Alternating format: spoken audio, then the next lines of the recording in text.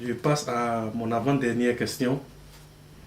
Institutions africaines, Union africaine et CEDEAO, complexité et contradiction, conséquences internationales. Je ne vois pas de contradiction dans le comportement des institutions africaines dans la crise ivoirienne.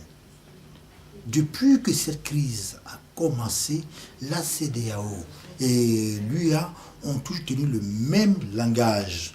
Nous nous conformons au choix du peuple ivoirien. La Côte d'Ivoire, le peuple ivoirien a élu Alassane Ouattara. C'est le président que nous reconnaissons. Et depuis, ils ne font que mener des démarches en vue de trouver une voie pacifique pour faire partie de M. Laurent Gbagbo. Je n'ai pas vu une seule contradiction dans le comportement vraiment de l'UA et de la CEDEAO. D'ailleurs, au dernier sommet de l'UA, la déclaration finale mentionne très bien que le président légal, légitime et reconnu par le peuple ivoirien et par la communauté internationale, c'est bel et bien M. Alassane Ouattara. Bien sûr que leur intervention va complexifier la crise, mais c'est une crise dont nous avons complexifié la résolution dès le départ. Il me souvient que dès septembre, le 19 septembre, lorsqu'il y a eu les premiers affrontements en 2002, dès la première semaine, le premier effort de M. Bédi a été de dire à M. Gbagbo, surtout évite d'impliquer la communauté internationale dans le règlement de leurs conflits. Ce sont nos enfants, ce sont nos frères, ceux qui ont pris les armes. Instaure rapidement un dialogue avec eux et réglons la question. C'est M. Gbagbo qui a demandé à l'armée française d'intervenir.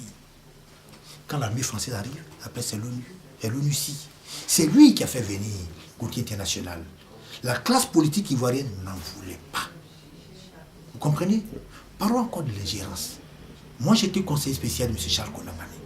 Quand Charles Konabani est arrivé, une de ses premières réflexions, un de ses grands axes fondamentaux de travail était qu'il fallait qu'on domicilie le règlement de la crise ivoirienne. Il a dit, mais nous sommes quand même pays souverains. Chaque fois, il faut qu'on aille à l'étranger pour résoudre le problème.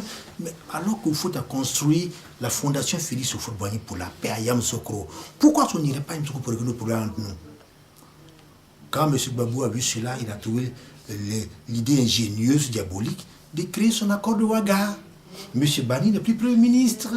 Je veux confier la résolution du problème aux mains de Blaise Compaoré. Blaise Compaoré est ivoirien. C'est ça la Côte d'Ivoire. C'est ça la souveraineté. C'est ça l'autonomie. Tu as un Premier ministre qui dit réglons le problème ici. Tu lui arraches le dossier pour envoyer au Burkina. Blaise Compaoré était alors le génie, c'était le sauveur, était le facilitateur avec lequel tout marchait. Pendant 3 ans, ils ont célébré leurs épousailles, leurs noces. Je ne comprends pas que brusquement M. Compaoré, comme le sorcier, le diable par qui tous les malheurs nous sommes arrivés.